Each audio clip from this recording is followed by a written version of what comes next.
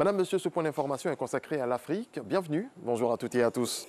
Au Togo, plus de 3 millions d'électeurs sont appelés aux urnes aujourd'hui pour élire 91 députés. Mardi, les forces de l'ordre ont voté un vote anticipé qui s'est déroulé dans le calme. Les autorités ont maintenu le scrutin en dépit du boycott de la coalition des 14 partis de l'opposition et des demandes de report formulées par la société civile et les religieux. Présidentielle en République démocratique du Congo, André Kibumba, le gouverneur de la ville de Kinshasa, a suspendu hier la campagne électorale de l'ensemble des candidats pour des motifs de sécurité publique.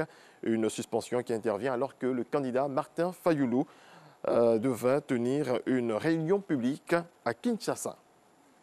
Et pour la première fois dans ce pays, le rapporteur de la commission électorale admet l'éventualité d'un report du scrutin du 23 décembre prochain, en cause notamment des difficultés techniques. Un lot de machines à voter, un peu plus de 5000 déployés à Kinshasa suite à l'incendie qui a détruit 8000 machines à voter la semaine dernière. Le futur président de la République démocratique du Congo devra s'attaquer à ce chantier, la vétusté des infrastructures qui ralentit l'économie du pays. Reportage. Créé avant l'indépendance, le port international de Matadi est l'un des rares débouchés maritimes du pays. Jour et nuit, les employés déchargent des conteneurs de produits d'importation destinés aux commerçants de la capitale Kinshasa. Depuis la création du port, peu de choses ont évolué, comme ces grues de l'ONATRA, l'Office national des transports. C'est vrai que l'ONATRA a encore ses matériels hérités de l'époque coloniale, mais une chose est vraie, que c'est une société qui a encore des techniciens valables, qui sont en train réellement de faire un travail.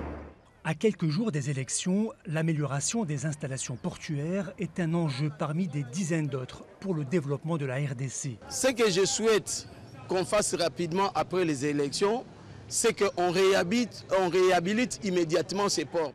Une fois les camions chargés, ils prennent la route direction Kinshasa. En chemin, ils croisent les véhicules remplis de bois et de minerais pour l'exportation. Et beaucoup de carcasses de voitures accidentées. La route est l'une des plus dangereuses au monde. Manzeza est un petit trafiquant de carburant qu'il revend à Kinshasa. Il utilise cette route plusieurs fois par semaine. J'ai été témoin de plusieurs accidents sur cet axe. Des têtes fracassées, des corps éventrés, des dégâts énormes.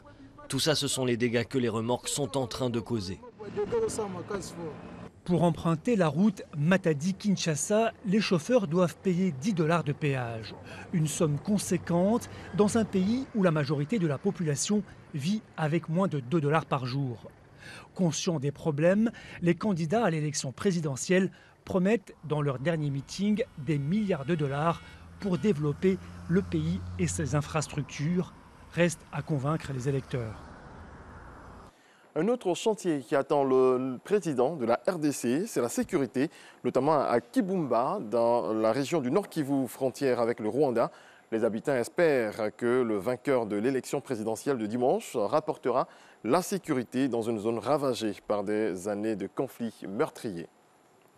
Les Malgaches ont voté pour arbitrer le duel au couteau qui oppose pour le second tour de l'élection présidentielle les deux poids lourds de la scène politique locale, Marc Ravalomanan et André Rajoelina, déterminés à retrouver le pouvoir. Le scrutin s'est déroulé dans le calme et les opérations de dépouillement ont commencé. Au Maroc, des touristes se disent sous le choc suite à la découverte des corps de jeunes scandinaves dans une région montagneuse isolée à 10 km du village touristique d'Imlil, dans le Haut-Atlas, très prisé par les randonneurs. Les autorités marocaines ont annoncé mardi avoir arrêté un suspect après les meurtres. Voilà, c'est la fin de ce point sur l'actualité. Merci à toutes et à tous de l'avoir suivi. On se retrouve à 7 h pour un autre développement.